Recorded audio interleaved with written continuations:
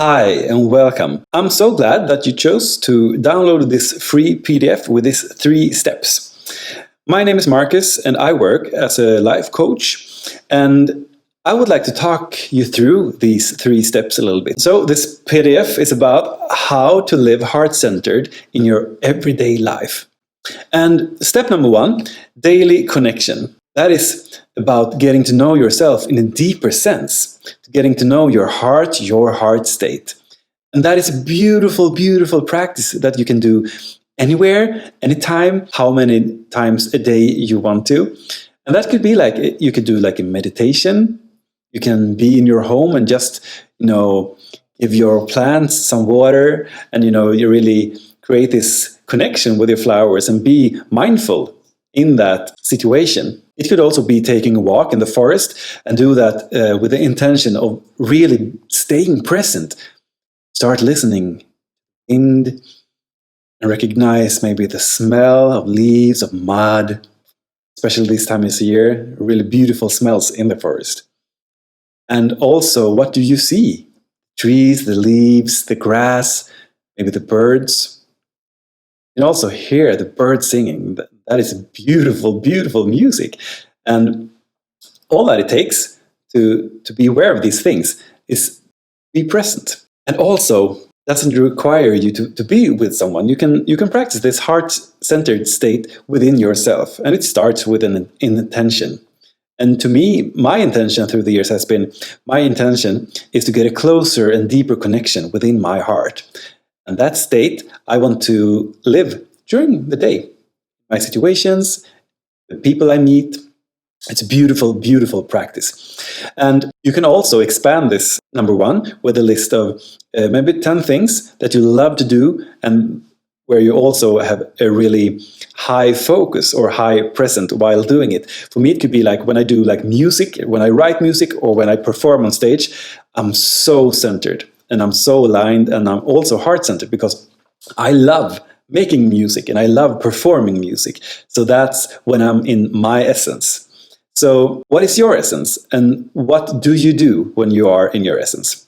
Well, that's step number 1, to get to know yourself better in a deeper way and how to be in your heart. Okay, step number 2 is about identifying states, when I'm in or out connection. And what do I mean by that? Well, the more you practice being in your heart and being in your heart space, when you're heart-centered, you will get familiar with that space.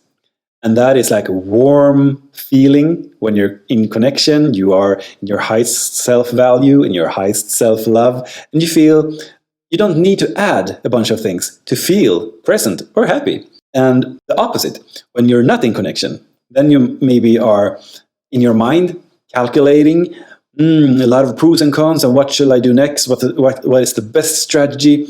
What do I need to fill up my life more? An example of that could be like if I'm thinking about consuming things, or now I want to go to a restaurant again, and I want to buy a coffee at Starbucks again. Then I'm maybe outsourcing my well-being in external things. As for when I buy things or when I want to feed myself in a restaurant or a cafe, which is nice, but it's also expensive. And sometimes it's more about I want to come back to my heart space. That's what my system, what my body, what my soul tells me. And sometimes when I interpret that feeling, I do it in an external way. I want to find something in my external, as in shops and restaurants, for example. And then I often caught myself, okay, now I'm like in my mind, for example, or I'm out of my heart space. To start as quickly as possible, recognize those 2 states could be such a great key for you to find out how you can live a heart-centered life. Because a lot of us, including me, chasing around life for fulfillment, for happiness, and we look outside ourselves. But all we need to do is actually turn our aim inside, our focus inside. Because in our heart space, we doesn't need anything, because we are love. We are loved. We find self-value because we are this self-value in our own essence. So faster you can identify that you're out of your heart space, the faster you can come back to your heart space. So that's step number 2. And then step number 3, being present and living a heart-centered life. That is actually the most beautiful way to live life, in my opinion. And what does that mean?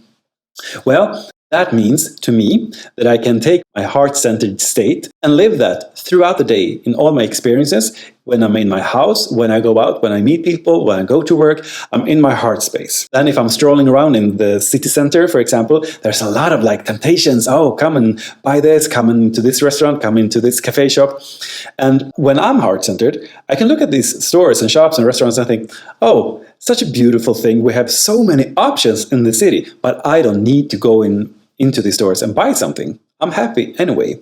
And that's a beautiful thing. That's maybe a more softer or easier way to stay heart-centered. For example, if a person comes up to you with a charge, maybe someone comes to you and they're angry for something. Maybe you did something wrong. Maybe you didn't do something someone else expected of you. It doesn't matter. If a person comes with you with a charge, it could be that you get triggered. Then you can actually make a choice if you're in a heart-centered state. For example, if I'm in a heart-centered space and the person comes with me with a charge and, oh, okay, this person is angry and that triggers me. I get angry too.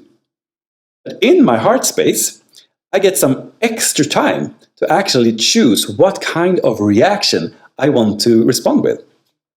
So if I'm heart-centered, I can be mindful a couple of seconds. Okay, now I'm angry. I can see that I'm as a response to this person's charge towards me.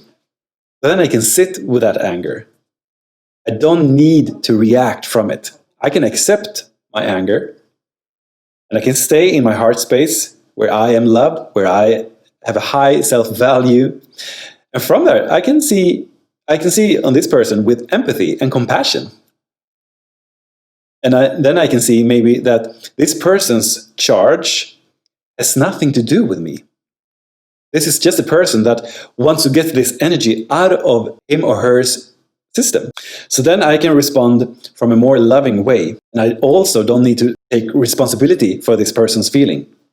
Or I don't need to be responsible to getting this person into a better state. That's the other person's job. So I can stay heart-centered, I can stay balanced, and I can actually listen to this person. This person maybe need to say a lot of things before this energy within him or her has like gone the whole way through. And that's a beautiful thing.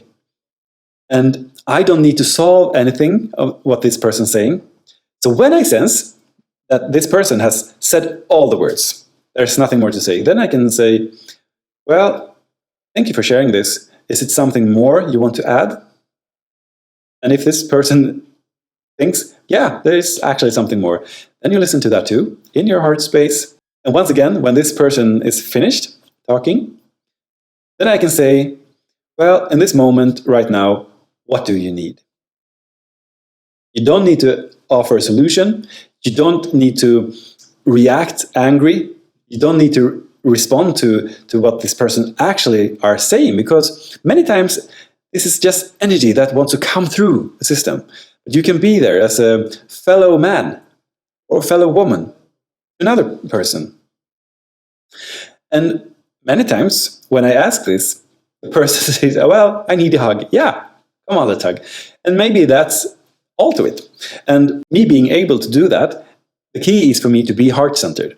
And once again, if I do these 3 steps, I practice my daily heart connection. So I learn how to navigate, and I learn more about me. How do I feel in this heart space? And then I'm identifying my heart space and when I'm out of connection. In my heart space, out of my heart space. Or like the second I feel, okay, now I'm out of connection. What can I then do to come back to my heart space? And that I will cover in the next video.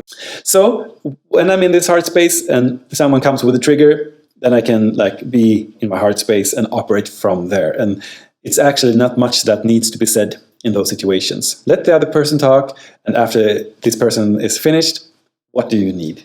And maybe it's a good start from having a normal, like relaxed, loving conversation.